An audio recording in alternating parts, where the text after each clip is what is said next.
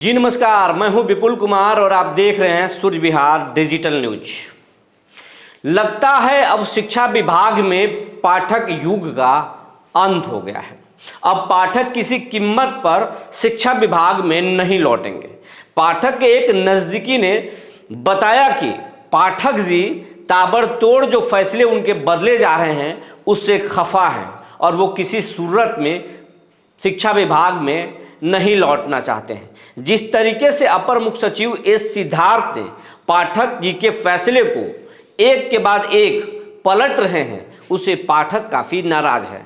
पाठक जिस तरीके के माहौल बना करके और नीतीश कुमार के सामने जो एक अपना इमेज खड़ा किए थे कि पाठक जी पूरे शिक्षा व्यवस्था को बदल दिए हैं, किस तरीके से अमूलचूल परिवर्तन किए हैं, शिक्षकों को जिस तरीके से डिसिप्लिन में लाए हैं और बच्चों के जो क्वालिटी एजुकेशन दे रहे हैं वो संभव नहीं था, पाठक जी ही कर सकते थे।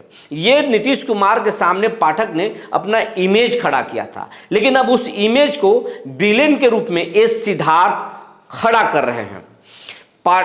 एस सिद्धार्थ जब से प्रभार में आए हैं उसके बाद से पाठक जी के कई योजनाओं को उन्होंने समीक्षा की, उनके आदेशों को समीक्षा की और जो गलत आदेश थे उनको एक के बाद एक एस सिद्धार्थ ने पलट दिया और कई टेंडर को भी उन्होंने रद्द कर दिया। जैसे बच्चों को जो स्कूल में पोशाक देना था उसको भी उन्होंने पलट दिया।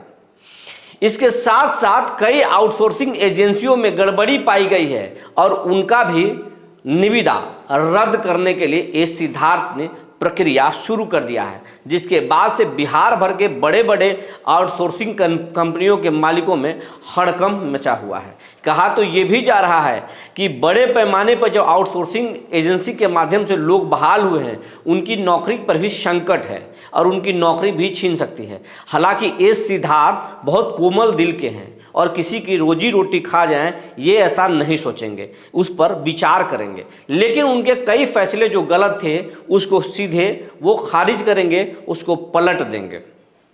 एस सिद्धार्थ शिक्षकों को राहत देते हुए एक नए फरमान जारी किए हैं और फरमान ये है कि स्कूलों में अब शिक्षकों की अटेंडेंस सेल्फी के जरिए नहीं लगेगा और कोई निरीक्षण नहीं होगा। अब एक टैब दिया जा रहा है और उसी टैब के माध्यम से शिक्षकों का अटेंडेंस लगेगा और बच्चे भी अपना हाजिरी उसी टैब के माध्यम से लगाएंगे और ये टैब बहुत जल्द जो है स्कूलों को उपलब्ध कराया जाएगा।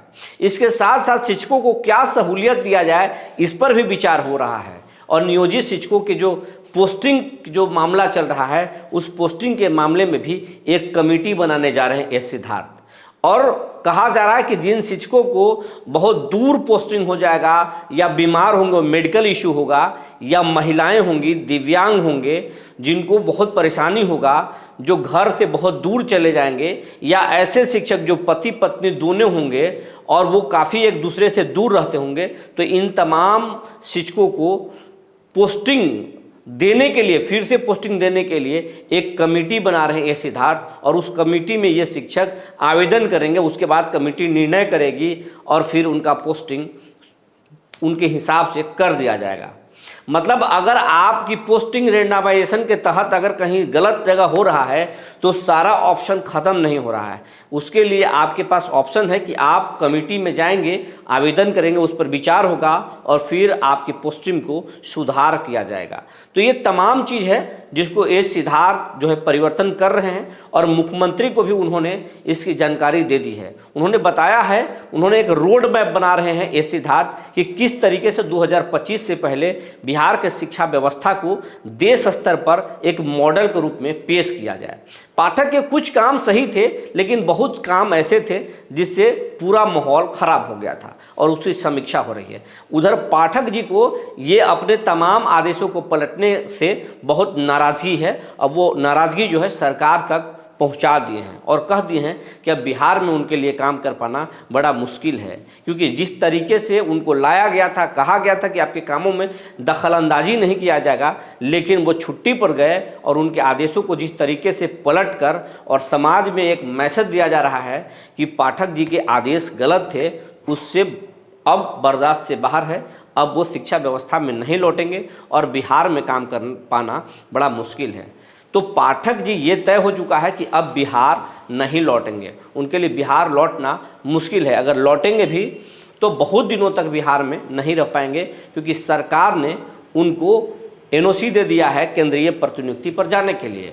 और अब मोदी जी की इच्छा है कि अब पाठक जी को दिल्ली में कहाँ, किस विभाग में तैनात करेंगे। तो अब मोदी पर निर्भर है कि पाठक जी कब तक बिहार में रहेंगे या कब दिल्ली जाएंगे। जो जानकारी निकल कर आई थी हमने आपको बता दिया। तब तक के लिए धन्यवाद।